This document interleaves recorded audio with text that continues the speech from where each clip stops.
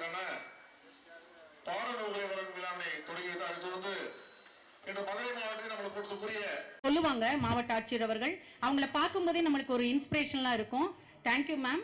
அதே போல மாணவர்களுடைய எண்ணிக்கைக்கு ஏற்ப ஆசிரியர்களையும் மாவட்ட முதன்மை கல்வி அலுவலர் அவர்களும் நமக்கு டெப்டேஷன்ல 30 ஆசிரியர்.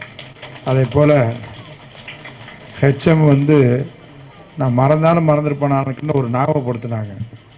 சார் 100% பண்ணால் 50 லட்சம் பண்ணுறேன்னாங்க அப்படின்னு சொன்னாங்க. இப்போ 99% பண்ணியிருக்கிறாங்க.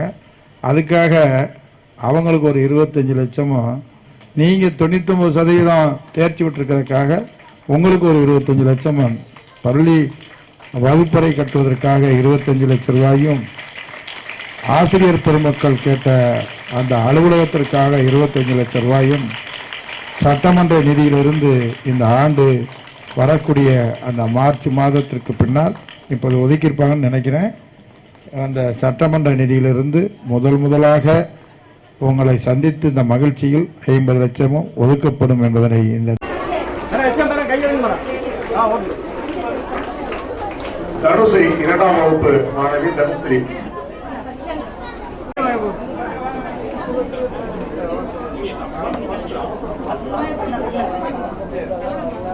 அமைச்சர் சார், அப்பா இங்க பாருங்க.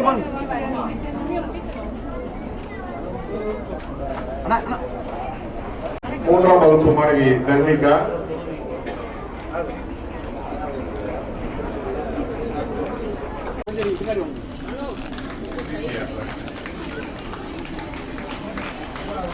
பன்னிரெண்டாம் வகுப்பு மாணவி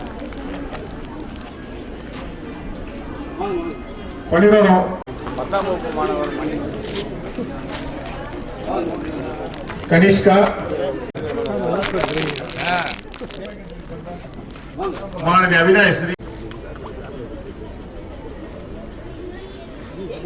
8ஆம் வகுப்பு.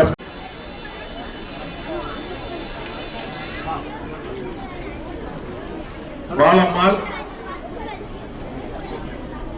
6ஆம் வகுப்பு மாணவி